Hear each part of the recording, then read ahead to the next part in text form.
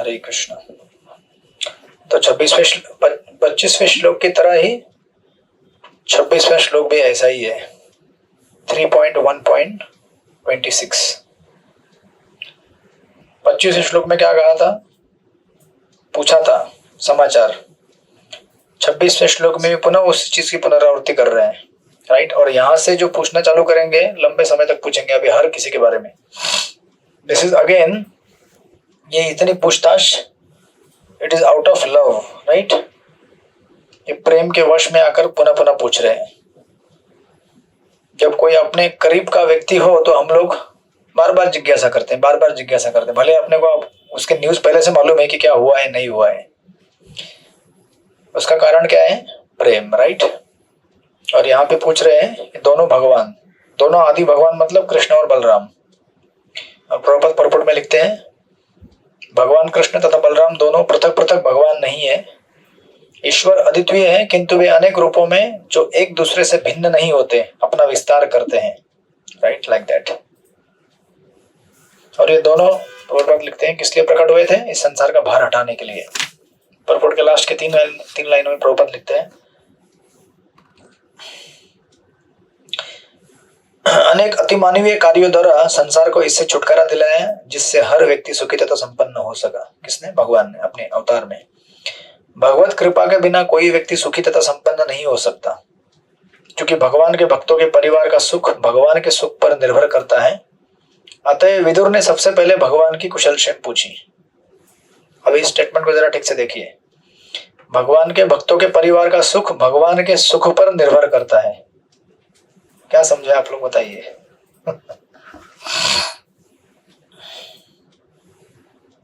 Head of the family सुखी है तो परिवार अपने आप सुखी रहेगा। सॉरी, रिपीट करेंगे। हेड ऑफ द फैमिली अगर सुखी है तो परिवार की सुख की हम आशा कर सकते हैं कि वो भी सुखी है। हरे कृष्ण। आज सृष्टि पति प्रभु के पीछे का बैकग्राउंड रास लीला के लिए इनवाइट करने वाला जैसा बैकग्राउंड लग रहा है वृंदावन में। हरे कृष्ण।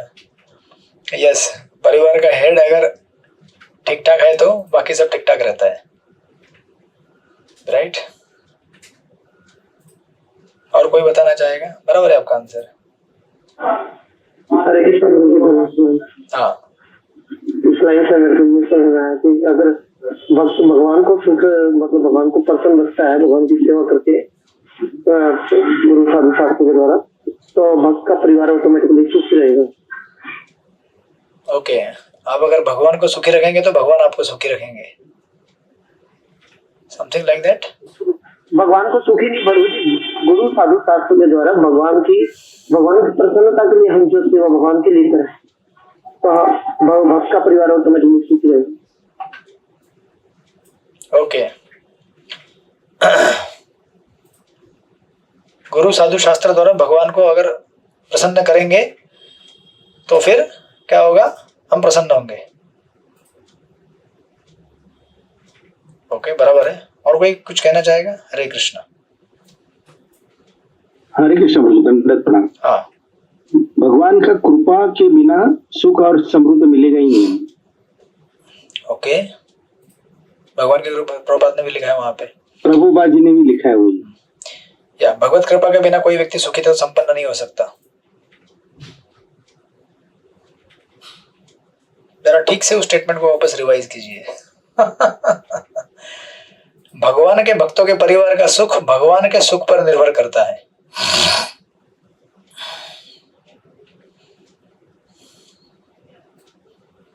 बंगला माता जी बोलिए, आपके घर का सुख। हाँ जी, से सेवा करेगा और फिर भगवान की जरिए ही, जब भगवान की कृपा होती तो भक्त अपने आप सेवा कर सकता है भगवान की। हरे कृष्ण, बराबर है। बोलिए अनुकंपा शक्ति माता जी, बोलिए अनुकंपा शक्ति माता जी। जैसे वृक्ष में हम जड़ में पानी डालते हैं तो पूरा वृक्ष पल्लवित हो जाता है, इसी प्रकार सारे अंग उपांग भगवान के ओके, यथा तरुर्मूल निशोचनेन तृप्यन्ते यत्स्कन्ध भुजोपशाखा प्राणोपहाराश्चेतीन्द्रियाणाम्। बराबर है। अभी भी और आपको पॉइंट ऐड करना है। 15 मिनट लगेगी। ओके, सो देखिए, बराबर आपके सारे आंसर बराबर है, कंप्लीटली परफेक्ट। फिर से पढ़िए, चूंकि भगवान के भक्तों के परिवार का सुख भगवान के सुख पर निर्भर करता है। कहने का अर्थ ये है, आपके घर में आप सुखी कब होते हैं? आपके घर में आप सुखी कब होते हैं? जब हमारे बड़े और बच्चे सब सुखी रहे तो ऑटोमेटिकली हमें सुख मिलता है। बराबर पकड़ा आपने। आपके घर में रहने वाले लोग जिनसे आप प्रेम और स्नेह करते हैं, अगर वो खुश रहें तो आप खुश रहते हैं। समझे कि नहीं समझे? अभी आपने जो पहला आंसर दिया वो आंसर थोड़ा सा एक, मैं ये नहीं कहूंगा कि सकाम भक्त की कैटेगरी में आता है, बट उसमें भी हम ये देख सकते हैं कि अगर हम भगवान को खुश रखेंगे तो हम खुश रहेंगे, जो कि तथ्य है। ये प्रभुपाद ने भी लिखा है, लेकिन प्रभुपाद फिर आगे क्यों ऐड करते हैं इसको? Try to understand. प्रभुपाद के प्रॉपर्ट्स हमेशा प्रोग्रेसिव रहते हैं। समझे कि नहीं सृष्टिपति प्रभु? आपके घर में आप खुश कब रहेंगे? जब कन्हैया प्रिया माता जी खुश रहेंगे। घर का हेड खुश है तो घर का हेड कहने का अर्थ है कि घर में जिस व्यक्ति से आप प्रेम और स्नेह करते हैं वो खुश, तो आप खुश रहेंगे, क्योंकि आपकी खुशी किसके ऊपर निर्भर करती है? भगवान। यानी कि आपके उदाहरण में उनकी खुशी के ऊपर आपकी खुशी निर्भर करती है। भले आपको तकलीफ हो, लेकिन घर का व्यक्ति जिससे आप प्रेम करते हैं वो अगर प्रसन्न हो तो आप भले कष्ट में हो आप खुश हो जाते हैं। इसी को तो कहते हैं निस्वार्थ प्रेम, राइट। सिमिलरली यहाँ पे भगवान कहते हैं कि भगवान के भक्त, उनका कोई भी स्थिति होने दो, नारायण परा सर्वे कुतश्चन बिभ्यति स्वर्ग अपवर्ग नरकेषु अपि तुल्यार्थ दर्शन। संसार के किसी भी कोने में भक्त खुश रहते हैं। क्यों? क्योंकि हर किसी भी अवस्था में वो भगवान को खुश करने का प्रयास करते हैं, और जब वो भगवान को खुश करते हैं तो वो खुश हो जाते हैं, भले अपनी खुशी हो या ना हो। तो भगवान के भक्त, इसलिए प्रभुपाद कहते हैं भक्तों के परिवार का सुख भगवान के सुख पर निर्भर करता है। इसलिए नहीं कि भगवान को खुश करेंगे तो उनका सब चल जाएगा, ठीक ठाक होगा सब कुछ। ये तो है ही, वो तो है जो कि आपने बताया तात्विक दृष्टिकोण से, अनेक अनेक एंगल से। बट यहाँ पर प्रभुपाद जी कहना चाहते हैं कि अगर भगवान खुश है तो भक्त खुश रहता है। इसलिए विदुर जी सबसे पहले भगवान की कुशलक्षेम पूछना चाहते हैं, right. So it is like that. इसलिए प्रभुपाद के पर्पट्स जब स्टडी करेंगे आप, थोड़ा डेप्थ में एनालाइज कीजिएगा, आपको बहुत गहरा अर्थ मिलेगा उसमें से, है ना। और ये देखा जाए तो इसमें भी गहरा अर्थ एक नहीं छुपा हुआ कि भाई प्रभुपाद जी बोल रहे हैं जैसे कि भगवत कृपा के बिना, मतलब अगर ये चीज इसको डीपली दिखा जाए, वो लिया जाए, तो इसका मीनिंग ये निकलता है कि हम भगवान की सेवा करके भगवान को प्रसन्न कर लेंगे। और ये मत सोचो कि हम भी खुश रहेंगे, भगवत कृपा साथ में भगवान कृपा करेंगे तो फिर हम भी खुश रह सकते हैं। अब भौतिकता और आध्यात्मिकता दो चीज पॉइंट बनते हैं इसमें। यस, प्रोग्रेसिव प्रपोर्ट। प्रोग्रेसिव मतलब बिल्टअप होते रहता है।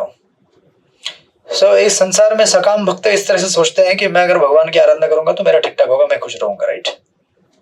सो उस स्टेटमेंट को अगर आप लेंगे, चूंकि भगवान के भक्तों के परिवार का सुख भगवान के सुख पर निर्भर करता है, तो ऐसा भी लग सकता है कि अरे मतलब भगवान को खुश किए बगैर मैं खुश नहीं हो सकता हूँ, क्योंकि भगवान को खुश करूंगा तो मेरा ठीक ठाक होगा सब कुछ, है कि नहीं। So that can be one angle, but more deeper import is भक्त एक अलग ही लेवल में होता है। जब जिससे मैं प्रेम करता हूं वो व्यक्ति अगर खुश हो तो मैं खुश हो जाता हूं, भले मुझे 1000 कष्ट सहने ना पड़े, है ना। जिन्होंने बच्चों का लालन पालन किया उनको पता है, आप लोगों को पता है, बच्चा रात में उठ के टट्टी करेगा, शोर शराबा करेगा, फिर भी आप प्रसन्न होते हैं कि बच्चा अगर टट्टी कर रहा है मतलब स्वस्थ है ना। भले रात को 12 बजे टट्टी करे, बच्चा अगर रोना चालू करे तो आप खुश होते हैं, हाँ बच्चा अभी हेल्दी है इसलिए रो रहा है। सो इस तरह से इसके साइंस है, राइट। इसलिए विदुर जी जो कि भगवान के शुद्ध महान भक्त हैं, वो इन चीजों को यहाँ पे एनालाइज कर रहे हैं। नाउ इन द 27 वर्स वो आगे कहते हैं, 27 नंबर पढ़िए, वेंकटेश अवतार वो पढ़िए। हरे कृष्ण बोल, दंडवत प्रणाम। कच्चित करुणा परमो सुहन्नो भाम स आस्ते सुखमंग शौरी यवै स्वसृणां पृथ्वत् ददाति वरान् वदान्य वरतर्पणेन। कृपया मला सांग, कुरूंचा परमहित चिंतक आमचा मेहुणा वसुदेव कुशल आहे ना? तो अत्यंत उदार आहे, तो स्वतःच्या भगिनींना पिता समान आहे, तो स्वतःच्या भार्यांना सदैव सुख देणार आहे। हरे कृष्ण। यस, तो यहाँ पे पूछते हैं, अभी एक एक करके है ना डिटेल में पूछेंगे उनके जितने भी रिश्तेदार हैं। ये पूछ रहे, पहले उन्होंने भगवान के बारे में पूछा, राइट, कृष्ण बलराम कैसे हैं, क्योंकि भक्त का पहला कर्तव्य वो है कि भगवान खुश है कि नहीं देखना। Then he becomes happy. Then उनके साथ रहने वाले परिकर, राइट, वो कह रहे हैं कि गुरु के सबसे अच्छे मित्र हमारे बहनोई वसुदेव, जो किस तरह से रह रहे हैं, राइट। वे अपनी बहनों के प्रति पिता के तुल्य हैं और अपनी पत्नियों के प्रति सदैव हंसमुख रहते हैं। प्रभुपाद ने प्रॉपर्ट में इलैबोरेट किया है।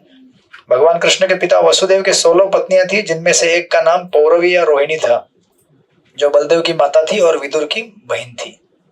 तो कितना इंटीमेट कनेक्शन था, सोचिए जरा।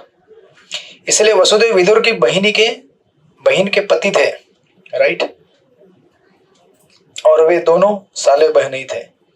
वसुदेव की बहन कुंती विदुर के बड़े भाई पांडु की पत्नी थी, और इस तरह से वे वसुदेव की विदुर के साले थे, लाइक दैट। तो पूछते हैं कि वो कैसे हैं, राइट। एंड देन आगे पूछते हैं श्लोक नंबर 28 में, पढ़िए। अनुकंपा शक्ति माता जी 28 नंबर पढ़िए। हरे कृष्ण प्रभु जी, 55 कच्चिद्वरुथाधिपतिर्यदुष्टा प्रद्युम्न आस्ते सुखमंगवीरः यं रुक्मिणी भगवतो अभिलेदे आराध्य विप्रान् स्मरमादि सर्वे। हे उद्धव, मुझे बताओ कि यदुओं का सेना नायक प्रद्युम्न, जो पूर्व जन्म में कामदेव था, कैसा है? रुक्मिणी ने ब्राह्मणों को प्रसन्न करके उनकी कृपा से भगवान कृष्ण से अपने पुत्र को उत्पन्न किया था। हरे कृष्ण प्रभु। हरे कृष्ण। तो एक्चुअली यहाँ पे हमारे आचार्य कमेंट देते समय कहते हैं कि एक्चुअली विदुर जी ने जो क्वेश्चन पूछे हैं वो ऑर्डर में नहीं पूछे हैं, राइट। अभी यहाँ पर घर के बड़ों के बारे में पूछते समय अचानक बच्चों के ऊपर चले गए, राइट। ऐसा क्यों हो रहा है? बिकॉज ऑफ इमोशनल डिसओरिएंटेशन, है ना। इमोशनली बहुत व्यथित हो गए हैं वो, इसलिए वो ऊपर नीचे मतलब ऑर्डर में नहीं पूछ रहे हैं। भले उस समय दूसरों के बारे में पूछना चाहिए था जो एल्डर्स है फैमिली में। फिर ऑफ कोर्स प्रभुपाद यहाँ पे प्रॉपर्ट में कहते हैं, श्रील जीव गोस्वामी के अनुसार स्मर यानी कि कामदेव भगवान कृष्ण के नित्य संज्ञों में से हैं। इसकी व्याख्या उन्होंने अपने भाष्य कृष्ण संदर्भ में विस्तार से की है। तो एक्चुअली है ना, आपको ऐसा लगेगा रुक्मिणी ने, है ना, कामदेव को जन्म दिया करके, जो पूर्व जन्म में कामदेव थे, राइट। तो इधर यहाँ इस श्लोक में, या फिर अगर आप आगे जाएंगे, आगे 30 नंबर में जाएंगे तो हमको आएगा ये वापस, तो हम उसको वहां पे देखेंगे। पढ़ लीजिए यहाँ पे श्लोक नंबर 29 आगे। कौन पढ़ेगा? बरसाना किशोरी माता जी पढ़िए श्लोक नंबर 29। हरे कृष्णा। दंड प्रणाम जी। कच्चित् सुख सात्वत वृष्टि भोज दाशार्हकाणाम् अधिप सास्ते यमोऽभ्यशिष्यत् शतपत्र नेत्रो नृपासनांशा परिहत्य दूरात्। हे उद्धवा, कृपया मला सांग, सात्वत वृष्णिभोज तथा दाशार्ह या सर्व वंशांचे राजा उग्रसेन कुशल आहेत ना? राजसिंहासनाची आशा सोडून ते राज्यातून अगदी दूरवर निघून गेले होते, परंतु भगवान श्रीकृष्णाने त्यांना पुन्हा राजसिंहासनावर बसविले। हरे कृष्ण। हरे कृष्ण। तो अभी उग्रसेन महाराज के बारे में पूछ रहे हैं कि जिनको कंस ने क्या कर दिया था, कारागृह में डाला था, राइट। लेकिन भगवान कृष्ण ने उन्हें वापस उनके अपने पोस्ट पर स्थापित किया। वो कैसे हैं पूछ रहे हैं। देन आगे 30 में पूछते हैं, फिर आगे पढ़िए। पांडु सखी माता जी आप पढ़ेंगे श्लोक नंबर 30।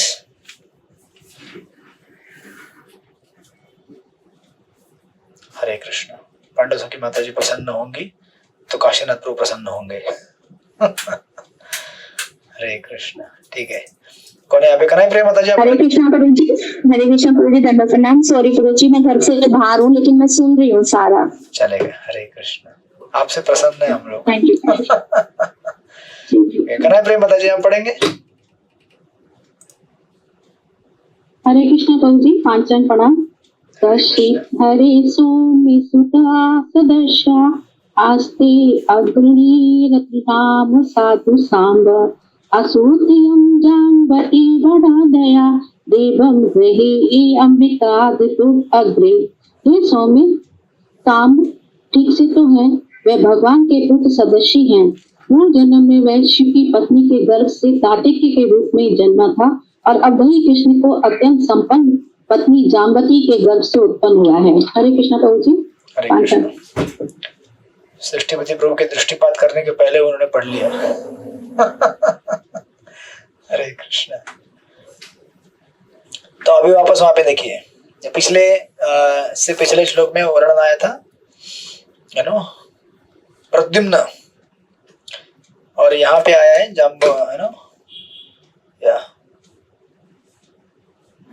सांब, राइट। तो यहाँ पे उल्लेख है इनका कार्तिकेय का, और वहां पे उल्लेख है कामदेव। ये सब देवताएं हैं। तो आपने पहले भी सुना है, ये जितने भी देवता होते हैं, देवता पोर्शन, जब इनको भगवान की लीला में अवतरित होना होता है तो वो किसी भगवान के शुद्ध भक्त का आश्रय लेकर उनके शरीर के साथ यहाँ पे आकर उनका सहायता करते हैं। तो एक्चुअली देखा जाए, यहाँ पे प्रभुपाद भी लिखते हैं परपट में, भगवान के 3 गुणावतारों में शिव भगवान के सौंश है, उनसे उत्पन्न कार्तिकेय भगवान कृष्ण के अन्य पुत्र प्रद्युम्न के ही समकक्ष है। जब भगवान कृष्ण भौतिक जगत में अवतरित होते हैं तो उनके सभी सौंश भी उनके साथ उनके विभिन्न कार्यों को प्रकट करने हेतु उत्पन्न होते हैं, किंतु वृंदावन की लीलाओं के अतिरिक्त भगवान के सारे कार्य उनके विभिन्न सौंशों द्वारा संपन्न किए जाते हैं। और फिर लास्ट की 3 लाइनों में प्रभुपाद लिखते हैं, इस श्लोक से यह समझा जा सकता है कि कामदेव प्रद्युम्न के रूप में, कार्तिकेय सांब के रूप में, और वसुओं में से एक वसु उद्धव के रूप में प्रकट हुए। मतलब उनके शरीर का सहारा लेकर वो प्रकट हुए, राइट। इन सबों ने भगवान की लीलाओं को संवर्धित करने के लिए विभिन्न पदों पर रहकर सेवा की। सो नॉट दैट कि वो कामदेव है या फिर एक वसु है, वो तो देवताओं का पोर्शन है जो इन भगवान के भक्तों का आश्रय लेकर अवतरित होकर उनकी सेवा करने के लिए प्रकट हुआ है। इस तरह से उसका अर्थ निकलता है, राइट। तो इस तरह से प्रद्युम्न कामदेव नहीं थे, बल्कि कामदेव ने प्रद्युम्न का आश्रय लिया कृष्ण लीला में भाग लेने के लिए, right. So it is like that. And then फिर आगे हमको आज पूरा करना है, ठीक है, ज्यादा नहीं, 45 श्लोक है और हो जाएगा पूरा। फिर आगे श्लोक नंबर 31 में पढ़िए। अनिता माता जी आप पढ़ेंगे? हाँ पढ़िए।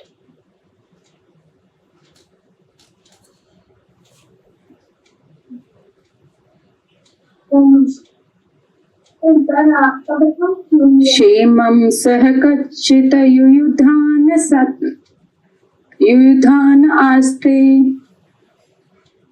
क्षेमं स कच्चिदुयुधान आस्ते लभ्येश्च साधोक्षज सेवयेव गतिं तदायां यतिभिर्दुरापाम्। हे उद्धव, क्या युयुधान कुशल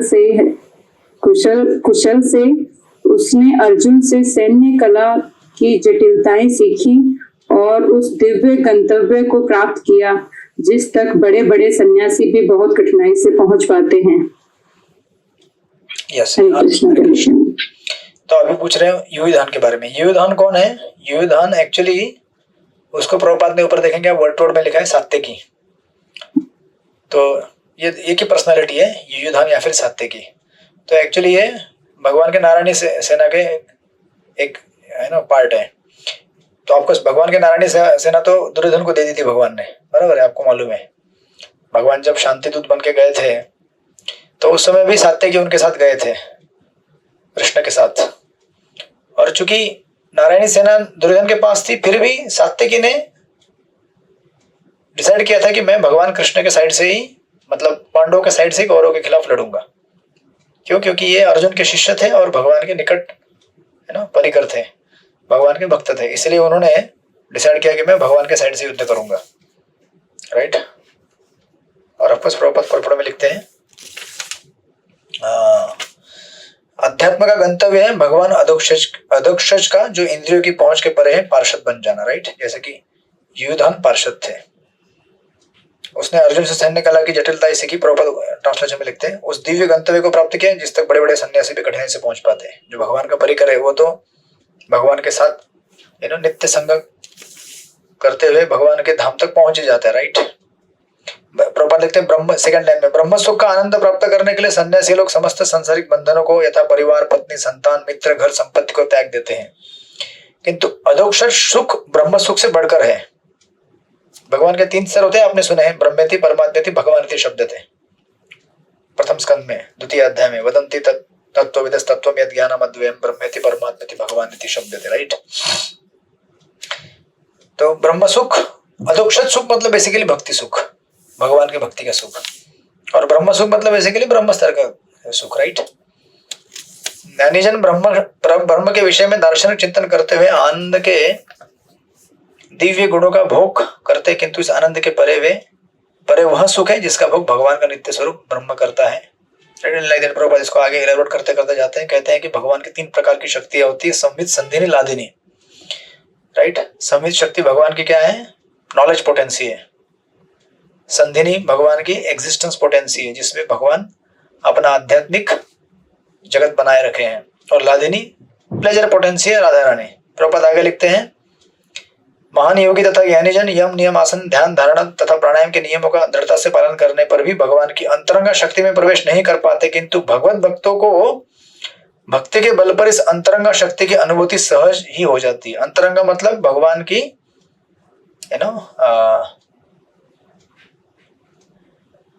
internal potency, basically Radha Rani.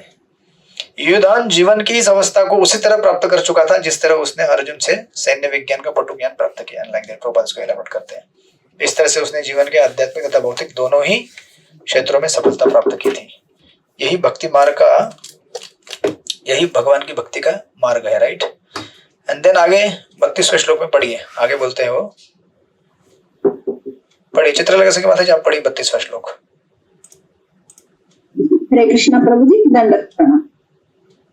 कच्चित् बुधा स्वस्ति अनमीव आस्तेषु पुत्र भगवत् प्रपन्न यः कृष्ण पाद अंकित मार्ग पाशेषु अचेष्ट प्रेम विभिन्न धैर्य। कृपया मला हे सांग की श्वपल का पुत्र अक्रूर बरा आहे ना? तो भगवंतांना शरण गेलेला एक निर्दोष जीव आहे।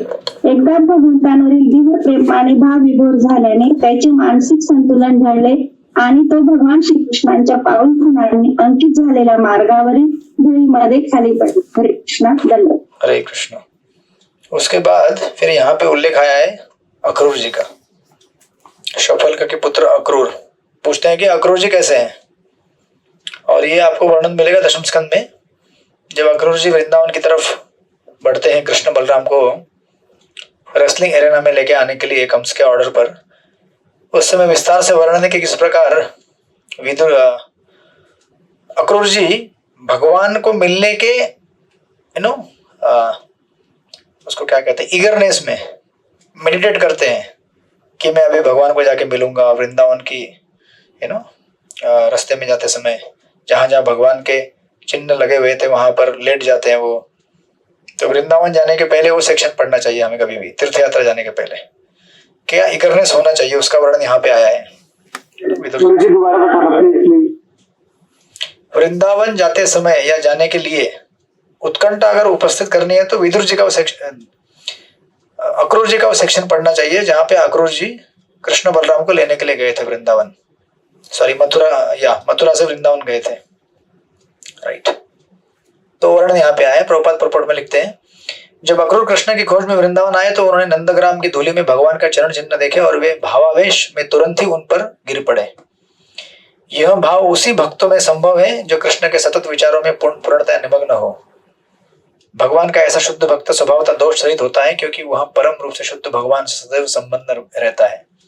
और इसका कारण क्या है? प्रभुपाद लिखते हैं, भगवान के निरंतर ध्यान करना भौतिक गुणों के दूषण से अपने को मुक्त रखने की प्रतिसंदूषण विधि है। इसलिए हमें सदैव हरे कृष्ण कृष्ण कृष्ण हरे हरे, हरे राम राम राम हरे हरे भगवान का नाम जप करते रहना चाहिए। भगवान की कथा सुनते रहना चाहिए, भागवत पढ़ते रहना चाहिए। भगवान का शुद्ध भक्त भगवान के विषय में सोचते रहने के कारण सदैव उनकी संगति में रहता है। Right, so like that. इस तरह से फिर उन्होंने उसको याद किया। दिन आगे फिर लिखते हैं श्लोक नंबर 33 पढ़िए। विमल मधुमती माता जी पढ़िए श्लोक नंबर 33।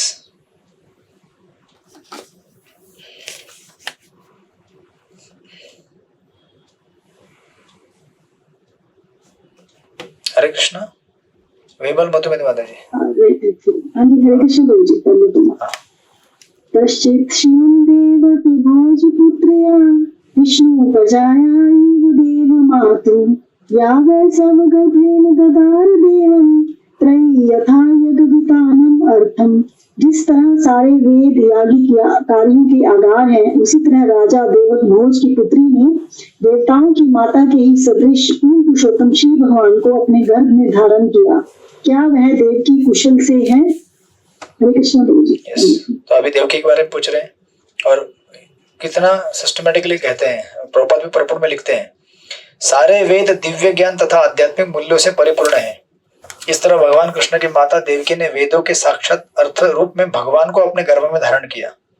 राइट, लास्ट की लाइन में प्रभुपाद लिखते हैं, देवकी की तुलना अर्थपूर्ण वेदों से तथा भगवान की तुलना उनके उद्देश्य से की गई है। हरे कृष्ण। राइट, वेदेश सर्वैर अहोमेद वेद्यो वेदांत कृत वेद विदेव चाम। देवकी क्या है? वेदों के समान है। और उस वेदों का उद्देश्य क्या है? कृष्ण की आराधना करना। राइट, एक दूसरे को पूरक है वो लोग इस तरह से। दिन आगे कहते हैं श्लोक नंबर 34। शोभा पाटनकर माता जी आप पढ़ेंगी 34 वर्ष। हरे कृष्णा। हाँ गुरु जी, करती हैं। पढ़िए। हरे कृष्णा। पंचम प्रभु जी। अपि आस्ते भगवान सुखम य सात्वतां कामदूरः अनिरुद्ध यम आमनन्ति स्म हि शब्दयोनिं मनमयं सत्वतुरीय तत्वम।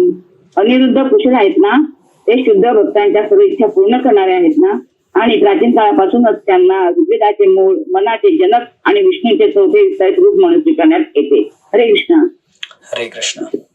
विदुर जी को सब पता है परफेक्टली, कौन क्या किसका क्या, शास्त्रों के हिसाब से अर्थ और मर्म और रिश्तों के हिसाब से। इसलिए देखिए क्या क्या लिख रहे हैं यहाँ पे।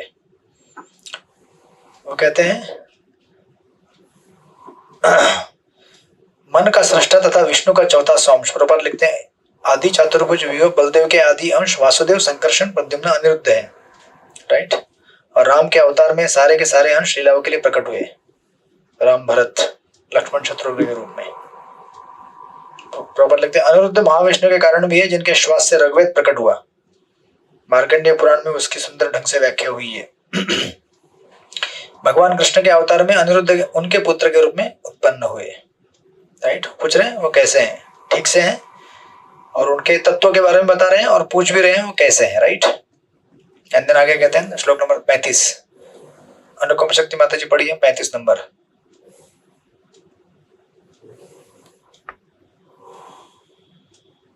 हरे कृष्ण प्रभु जी।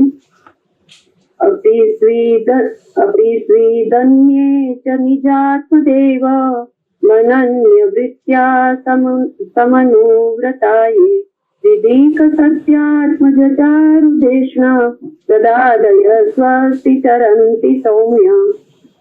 हे सौम्य, अन्य लोग यथा ऋदिक, चारुदेष्णा, गद तथा सत्यभामा का पुत्र श्री कृष्ण को अपनी आत्मा के रूप में मानते हैं और बिना किसी विचलन के उनके मार्ग का अनुसरण करते हैं। ठीक से तो है ना? हरे कृष्ण। ऋदिक, चारुदेष्ण, गद तथा सत्यभामा का पुत्र। राइट, ये कैसे हैं वो पूछ रहे हैं। एंड देन आगे 36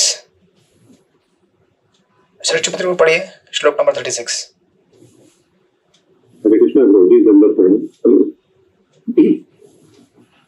अपि स्वदोर्भ्यां विजयाच्युताभ्यां धर्मेण धर्मः परिपाति सेतुं दुर्योधनोत्तप्य सभायां साम्राज्य लक्ष्म्या विजयानुव्रत्या। अब मैं पूछना चाहूंगा कि महाराज युधिष्ठिर धार्मिक सिद्धांतों के अनुसार तथा धर्म पथ के प्रति सम्मान सहित राज्य का पालन पोषण कर तो रहे हैं। पहले तो दुर्योधन ईर्ष्या से जलता रहता था क्योंकि युधिष्ठिर कृष्ण तथा अर्जुन रूपी दो बाहुओं के द्वारा रक्षित रहते थे, जैसे भी उनकी अपनी ही भुजाएं हैं। हरे कृष्णा प्रभु जी। हरे कृष्णा। अब ये पूछ रहे हैं पांडवों के बारे में, राइट। सबसे पहले स्टार्ट करते हैं युधिष्ठिर महाराज से। और युधिष्ठिर की तुलना कैसे की गई है? वैसे इस तरह से रह रहे थे जैसे उनके दो बाहु कृष्ण और अर्जुन उनकी रक्षा कर रहे हैं, राइट। और उनके इस ओपुलेंस से दुर्योधन ईर्षित था। प्रपद परपड़ में लिखते हैं, महाराज युधिष्ठिर धर्म के प्रतीक थे। जब वे भगवान कृष्ण तथा अर्जुन की सहायता से अपने साम्राज्य पर शासन करते थे तो उनका साम्राज्य का ऐश्वर्य स्वर्ग के सभी ऐश्वर्य की सभी कल्पनाओं को मात कर चुका था। तो आपने फर्स्ट कैंट में पढ़ा है, राइट।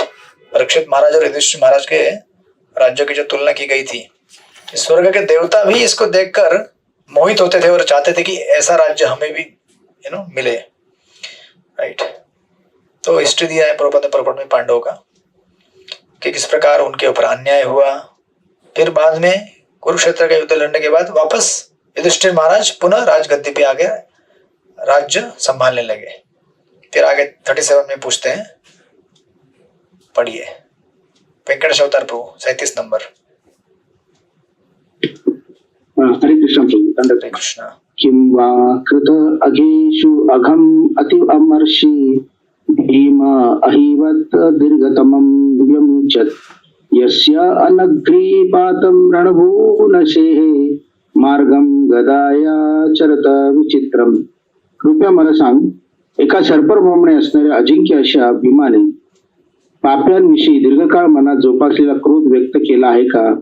तो रणभूमीवर पाय ठेवीत असे तेव्हा त्यांचे अद्भुत गदा कौशल्य रणभूमीलाही सहन होत नसे। हरे कृष्णा। हरे कृष्णा। बड़ा ग्राफिक वर्णन है भीमसेन का है ना। और प्रपद परपड़ में लिखते हैं, लास्ट के 2 लाइन में जाइए, जब सर्प लंबे समय से पनप रहे क्रोध के पश्चात अपना विष छोड़ता है तो शिकार जीवित नहीं रह सकता। हरे कृष्ण। सर्प ऐसे ही जहरीला होता है और भयानक होता है, लेकिन सर्प जब स्पेशली बड़ा ही क्रोध में आ जाए तो उससे बचना असंभव है। आपका सामना नहीं हुआ होगा ऐसे क्रोध से, ऐसे सर्प से। हरे कृष्ण। बट ये सर्प का ऐसा स्वभाव है, स्वभाव इन द सेंस की सर्प अपने आप में विषैला रहता है, लेकिन जब क्रोध हो जाए ज्यादा तो आप ऐसा देख सकते हैं उसके अंदर का जहर बॉइल होता है, बॉइल उबलता है। गरम गरम उबला हुआ जहर अगर ज्यादा विषैला हो जाता है। तो भीमसेन की तुलना उससे की गई है कि भीमसेन इतने समय तक वो सहे थे, राइट।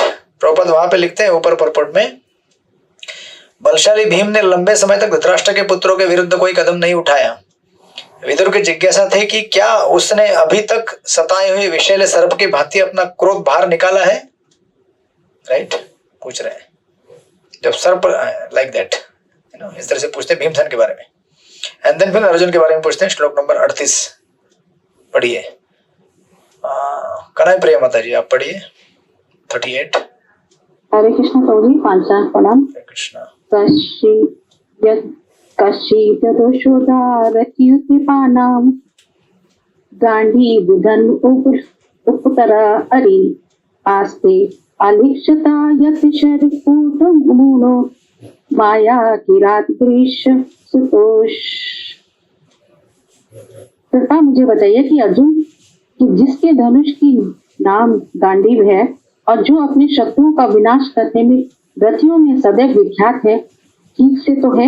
एक बार उसने ना पहचानने जाने वाले सर्व शिकारी के रूप में आए हुए शिवजी के बाणों से विद करके उन्हें तुष्ट किया था। हरे कृष्ण। तो अर्जुन के बारे में इस तरह से पूछ रहे हैं और ये प्रसंग बता रहे हैं कि किस प्रकार उन्होंने शिवजी को बाणों की एक हंटर के रूप में आए थे शिवजी। तो उनको वहां पे अपने युद्ध कौशल से पराजित करके तुष्ट करके पाशुपात अस्त्र स्थापित किया था। देन फाइनली 39 श्लोक में पूछ रहे हैं नकुल सहदेव के बारे में। 39 पढ़िए, प्रसन्न किशोरी माता जी पढ़िए श्लोक नंबर 39। हरे कृष्णा दंडवत जी। यमो उत्स्थित तनयो भूताया पार्थे ऋतो पक्ष्मभि अक्षणीयो रेमाते उदाय मुदेश्वरी कम परात सुपर्णो इव वज्रीव प्रात। आपल्या बंधूंच्या संरक्षणात असलेले ते जुळे बंधू बरे आहेत ना? जसे डोळ्यांचे संरक्षण डोळ्यावरील पापणीकडून केले जावे, अगदी तसेच त्यांचे संरक्षण पृथपुत्रांकडून केले जाते। ज्याप्रमाणे गरुडाने हाती व्रज धारण करणाऱ्या इंद्राच्या मुखातून अमृत हिसकावून घेतले, त्याप्रमाणे या पृथपुत्रांनी त्यांचा शत्रू दुर्योधनाच्या हातून आपल्या हक्काचे राज्य परत मिळविले। हरे कृष्ण। हरे कृष्ण। तो इनकी तुलना की गई है ना, यहाँ पे प्रॉपर लिखते हैं, सॉरी ट्रांसलेशन में, जिस तरह आंख पलक द्वारा सदैव सुरक्षित रहती है, उसी तरह वे पृथा के पुत्र द्वारा सुरक्षित हैं। राइट, आंख जानते हैं, आंख की पलक ऊपर से नीचे से प्रोटेक्शन देती है, उसी प्रकार ये दो बच्चों को प्रोटेक्ट करके रखा गया है। तो आपको इस हिस्ट्री मालूम, प्रभुपाद ने प्रॉपर्ट में हिस्ट्री दिया है उनका कि माद्री और कुंती, जब पांडु का वध होता है उस समय कुंती महारानी इनकी रक्षा, इनका लालन पालन करने के लिए पीछे रह जाती है और माद्री सती हो जाती है। राइट, और प्रभुपाद आप देखेंगे, और यहाँ पे रेफरेंस दिया गया है गरुड़ जी का, किस तरह राज्य छीन लिया, जिस तरह से गरुड़ ने वज्रधारी इंद्र के मुख से अमृत छीन लिया था। तो वो अलग प्रसंग है जहां पर गरुड़ अपनी माता वीनता को कद्रु के नागों के कैद से छुड़ाने के लिए देवताओं से अमृत लेके आते हैं, वो कथा अलग से है। फर्स्ट पैराग्राफ में देखेंगे, प्रॉपर लिखते हैं फर्स्ट पैराग्राफ के तीसरे लाइन चौथे लाइन में, गरुड़ तथा पार्थगण दोनों ही लाडले भगवत भक्त हैं, इसलिए वे प्रबल शत्रुओं का सामना कर सके। इसको इंग्लिश में अच्छा है, इसमें इंग्लिश में लिखते हैं both are pet devotees of the Lord. Pet devotees, pet devotees मतलब जैसे वो होता ना, आपके घर में आप कुछ तोता पालते हैं, पेट तोता, या फिर तो आप उसके बगैर रह नहीं सकते। अरे मेरा तोता किधर है, या मेरा, आजकल तो लोग डॉग पालते हैं या खरगोश पालते हैं, जो भी है। तो इनकी तुलना क्या है, पेट डिवोटीज, गरुड़ तथा पार्थगण, यानी कि पांडव और गरुड़ जी, ये क्या है, पेट डिवोटीज है, इसलिए वे ऐसे प्रबल शत्रुओं का सामना कर सके। Right, like that. और प्रभुपाद के आप देखेंगे उस परपोर्ट में आगे जाकर सेकंड पैराग्राफ, सेकंड परपोर्ट में, यद्यपि ये सौतेले भाई थे, कौन, नकुल सहदेव, बराबर है, फिर भी किंतु नकुल तथा सहदेव अन्य 3 पांडवों अर्थात युधिष्ठिर, भीम तथा अर्जुन के ही समान थे। ये पांचों भाई विश्व में सगे भाइयों के रूप में विख्यात हैं। तीनों ज्येष्ठ पांडवों ने अपने छोटे भाइयों की उसी तरह देखरेख की जिस तरह आंख की रखवाली पलक करती है। तो इतना उनका प्रेम आपस में था। देन श्लोक नंबर 40 में पूछते हैं, पढ़िए, सर्वमंगल जनार्दन प्रभु, आप पढ़ेंगे? बंगाली है आपके पास? बंगाली है तो आप श्लोक पढ़िए, अनुवाद और किसी को पढ़ने के लिए बोलेंगे। हाँ, पढ़िए श्लोक नंबर 40। हरे कृष्ण प्रभु, हाँ पढ़िए। अहो पिता उपीद्याते अभर्त अर्थे राजर्षि वर्षेण विनौपितेन चतु एक विरोधिरथ विजिज्ञे धनु द्वितीय कपुरु चतुस्सह। এই উদ্ভব পিতা কি এখনো বেঁচে আছেন? তিনি কেবল তার পুত্রদের জন্যই জীবন ধারণ করেছিলেন, তা না হলে অদ্বিতীয় যোদ্ধা এবং অধীর যিনি একাকী ধনুক মাত্র সহায় করে চতুর্দিক জয় করেছিলেন, সেই রাজর্ষি শ্রেষ্ঠ পাণ্ডু ব্যক্তি, তার পক্ষে বেঁচে থাকা অসম্ভব ছিল। হরে কৃষ্ণ। हरे कृष्णा। तो पूछ रहे हैं, देखिए कितने लंबे समय तक पूछ रहे हैं बार बार, अर्जुन कैसा है, भीम कैसा है, नकुल सहदेव कैसे हैं, और अब यहाँ पे पूछ रहे हैं प्रथा यानी कि कुंती। इस तरह से बार बार एक ही चीज को पूछना, अब एक साथ पूछ सकते थे अर्जुन कैसे है, पांडव कैसे, 5 पांडव कैसे हैं, उनकी माता कैसी है, बराबर। इस तरह से बार बार पूछना इंडिकेट करता है कि पांडव बहुत बड़े कष्ट से गुजरे थे, और इतने कष्ट से गुजरने के बाद ये साहजिक है पूछना, अभी कैसे हैं वो लोग, ठीक है ना अभी? जैसे हम अगर जानते किसी के बारे में कि जिसने जीवन में बहुत तकलीफ उठाया होगा, और हमको अगर कई समय के बाद अगर हमें मिले, हम पूछते हैं ठीक ठाक है ना, वो बार बार पूछते हैं ठीक ठाक है ना, अच्छी तरह से है ना, ये एंजाइटी है, राइट। क्योंकि वो जानते थे कि बचपन से इनको बहुत कष्ट हुआ है, और पांडवों का हिस्ट्री भी ऐसे ही है, और भागवतम में यही आपको सुनने को मिलेगा कि भक्त बनने के बाद बड़ा कष्ट होगा आपको। हरे कृष्णा। इसलिए आप अगर सप्तम स्कंद में जाएंगे, जहां पे युधिष्ठिर महाराज, आई थिंक सप्तम स्कंद में, या आई थिंक वहीं पे कृष्ण से कहते हैं कि कृष्ण अगर आगे जाकर भविष्य में भक्तगण अगर हमारा चरित्र सुनेंगे तो बेचारे भक्ति छोड़ ना दे। समझे कि नहीं समझे आप लोग? अगर वो हमारा हिस्ट्री पढ़ेंगे आपके साथ जो लीलाएं हुई है, तो कहीं वो भक्ति छोड़ देंगे हमारा ये दुख सुनकर, हमारे कष्ट सुनकर। कि बचपन से लेकर और कितने समय राज्य किया, 36 ईयर्स युधिष्ठिर महाराज जब आसनित हुए राजगद्दी के ऊपर। लेकिन यही तो विशेषता है, इस जगत को भगवान ने कैटेगराइज ही किया है दुखालय शाश्वतम। तो सबसे पहले अपने भक्तों को माध्यम बना के सिखाते, देखो किस तरह दुख है, लेकिन दुख में भी हम भक्ति कर सकते हैं, और दुख नहीं रहेगा। फिर जब भक्ति करना चालू करे तो दुख क्या बन जाएगा, सुख में कन्वर्ट हो जाएगा। जैसे आपने सुना होगा इलेक्ट्रिक एनर्जी रहती है ना, इलेक्ट्रिक एनर्जी, एक इंजीनियर एक्सपर्ट एक बिजली को, उसी बिजली से पानी गर्म भी कर सकता है, उसी बिजली से पानी ठंडा भी कर सकता है, बराबर है कि नहीं? आपके घर में होगा ना फ्रिज, नहीं आपके घर में फ्रिज है ना, हीटर है आपके घर में? अभी फ्रिज चालू रहेगा या फिर एसी चालू रहेगा, वही बिजली पानी को ठंडा कर सकती है, वही बिजली पानी को गर्म भी कर सकती है। उसी प्रकार भगवान के भक्त उसी मन से या उसी भगवान की आध्यात्मिक धरातल पर भक्ति करते हुए जो चीज दुख दे सकती है उसको सुख में परिवर्तित कर देते हैं, क्योंकि भगवान की शक्ति किसी की चीज को किसी में कन्वर्ट कर सकती है। अगर हम भगवान के उस भक्ति भाव में अपने आप को लीन कर ले तो जो चीज संसार में सबसे ज्यादा क्लेश देने वाली है, सबसे ज्यादा सुख देगी वो। आपको क्या पता, क्योंकि क्लेश देने वाली चीज, विदुर जी का सेक्शन आपने देखा था, जो चीज आपको और हमको क्लेश देगी वो उनको अति उत्साह दे रही है कि मैं अभी मुक्त हो गया, आजाद हो गया, अभी मैं तीर्थ यात्रा जाऊंगा।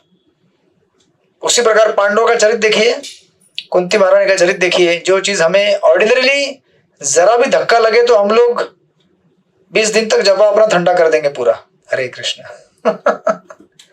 थोड़ा अगर ट्रेन में चलते समय धक्का दे दिया किसी ने, बाजू में हट रहे, बस ऐसा कैसे धक्का दे दिया मेरे को, समझता क्या अपने आप को, जानता नहीं मैं भक्ति वैभव का स्टूडेंट हूं, भागवत पढ़ता हूं मैं, तब तो और जोर का धक्का देना चाहिए उसको। है ना?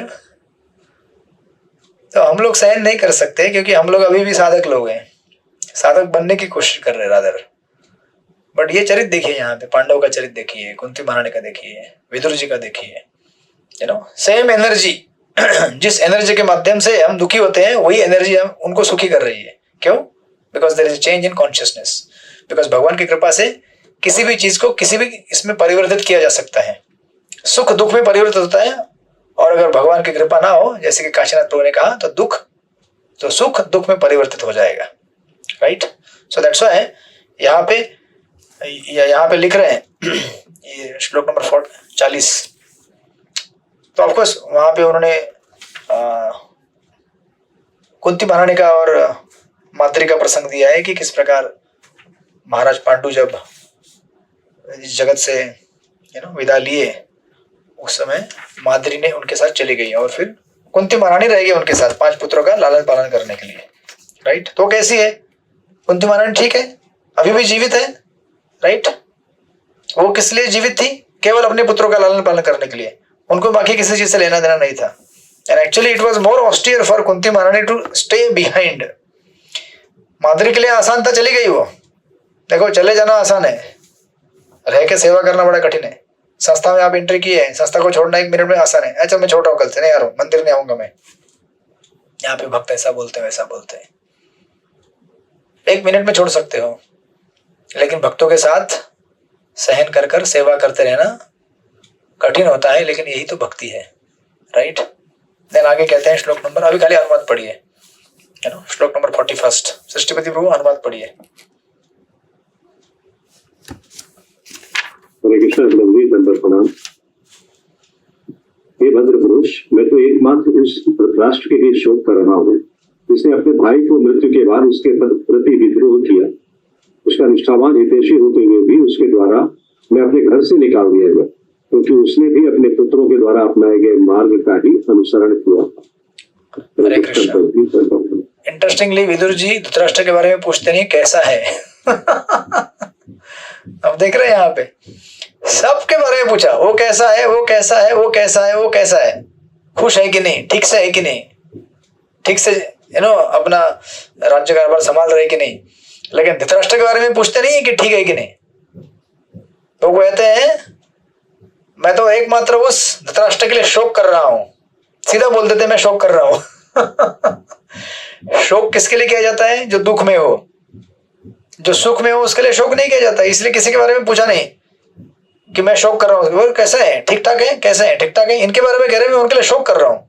क्यों? क्योंकि उनको पहले से मालूम है कि ये बेचारा दुख में ही रहने वाला व्यक्ति है। राइट।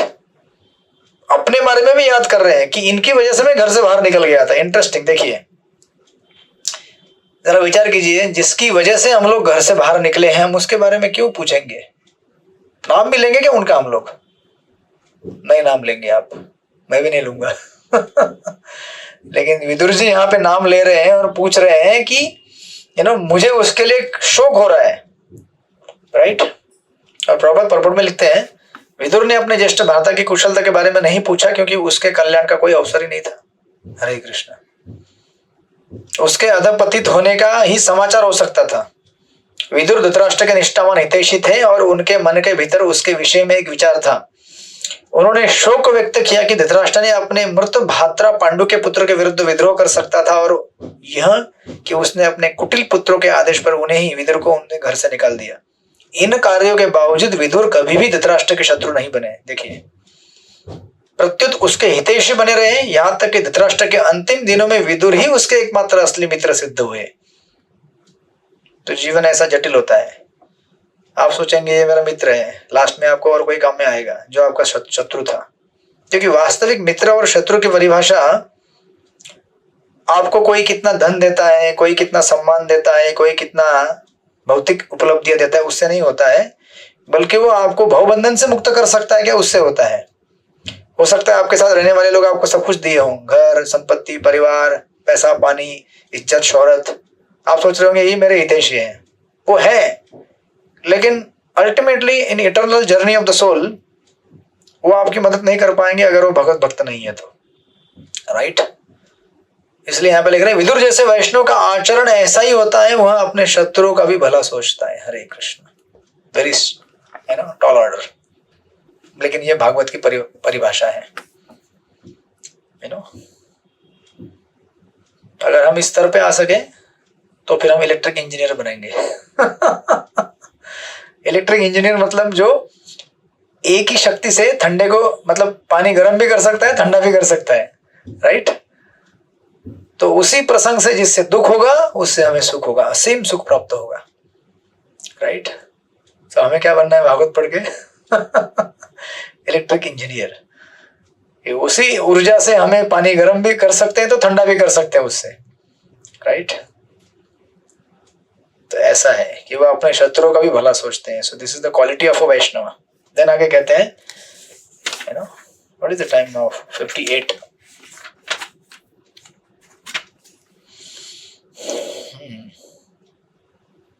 58। हुआ है। 40 श्लोक पढ़ लीजिए। सृष्टिपति प्रभु श्लोक पढ़ लीजिए। मतलब श्लोक पढ़ लीजिए। आपने छोड़ा था ना पढ़ना, पढ़ लीजिए उसको, बड़ा अच्छा श्लोक है। आपने खाली अनुवाद पढ़ा था, अभी श्लोक पढ़ लीजिए। सौम्यानुशोचेतमधा पतन्तं भ्रात्रे परेताय विदुद्रहेयः निर्यापितो येन सुहृत् सुखूर्या अहं स्वपुत्रान् समनुवृतेन।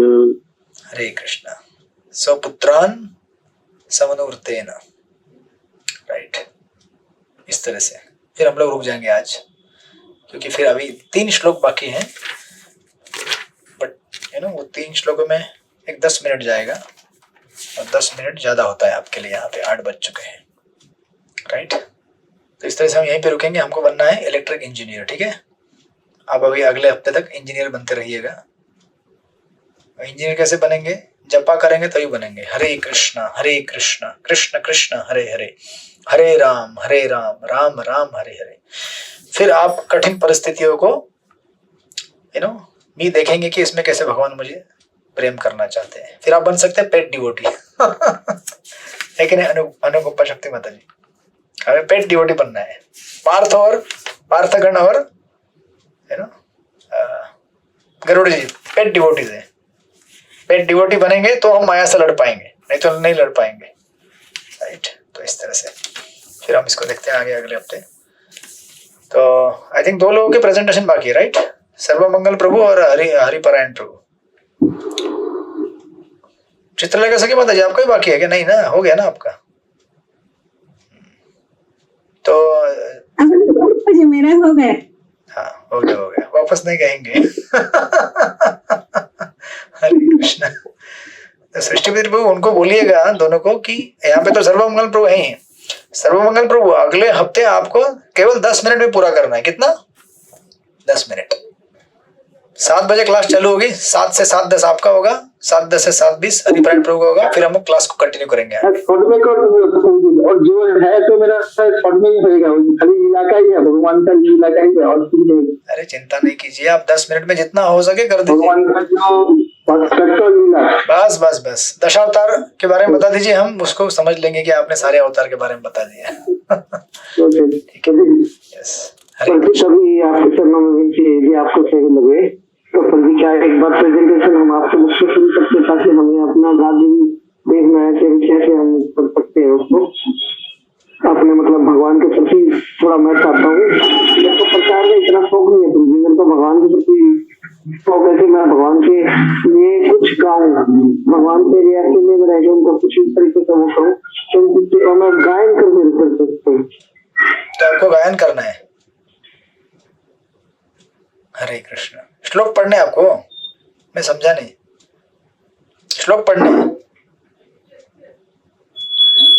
श्लोक भी है, जैसे मैंने आज अनचाई किया था पुरुषोत्तम पढ़ने का, तो मैं सोचता हूँ कि भगवान को मैं प्रसन्न कर पाऊँ किसी तरीके से गायन करके कुछ भी।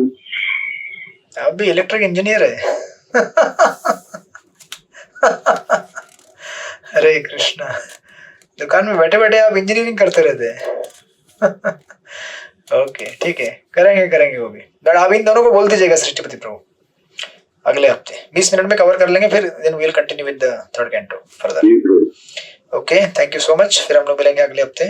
श्रील प्रभुपाद की जय। श्रीमद् भागवत महापुराण की जय। वांछा कल्पतरुभ्यश्च कृपा सिंधुभ्यः पावनेभ्यो वैष्णवेभ्यो अनंत कोटि वैष्णव वृंद की। हरे कृष्णा। हरे कृष्णा।